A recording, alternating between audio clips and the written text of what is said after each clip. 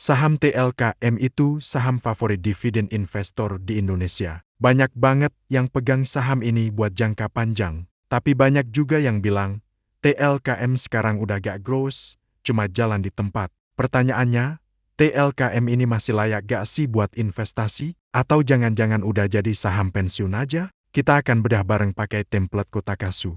Selamat datang di Kotakasu, ini sekolah saham untuk pemula season kedua. Di season ini kita full praktek bedah saham real case. Dan hari ini kita akan bahas rajanya telekomunikasi Indonesia, TLKM. Oh ya, kalau kamu ingin memiliki modul belajar ebook sistem trading Kotakasu, kamu bisa pesan di link deskripsi ya. Oke, kita mulai dari langkah pertama.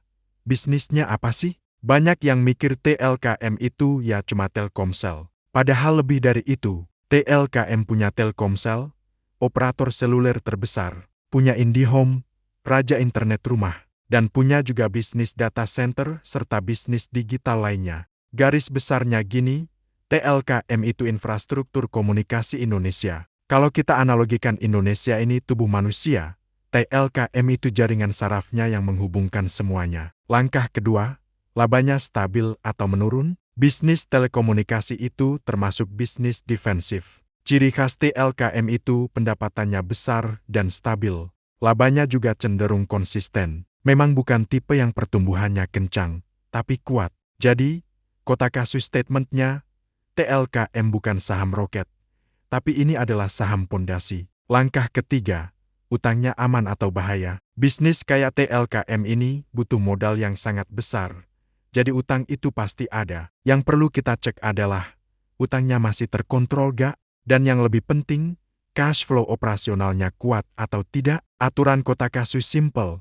Kalau cash flow kuat, utang itu jadi alat buat ekspansi, bukan jadi beban. Langkah keempat, gimana ROE dan efisiensinya? ROE atau return on equity TLKM itu biasanya cukup bagus untuk perusahaan sebesar ini. Memang bukan setinggi bank-bank besar. Tapi yang penting itu stabil dan konsisten. Ini ciri khas bisnis yang sudah matang atau mature. Jadi, ini adalah saham defensive cash machine. Sekarang, langkah kelima, dividen. Ini senjata utamanya TLKM. Alasan utama orang cinta sama TLKM itu ya satu, dividennya. Makanya TLKM sering jadi pilihan utama investor pemula. Investor yang cari pendapatan pasif, atau buat portofolio yang defensif. Kalau BBCA itu saham yang bikin tidur nyenyak, TLKM ini saham tidur nyenyak sambil dibayar dividen. Tapi tunggu dulu, TLKM juga punya tantangan serius. Ini langkah keenam, risiko terbesarnya apa? Risiko utamanya adalah persaingan yang super ketat antar operator.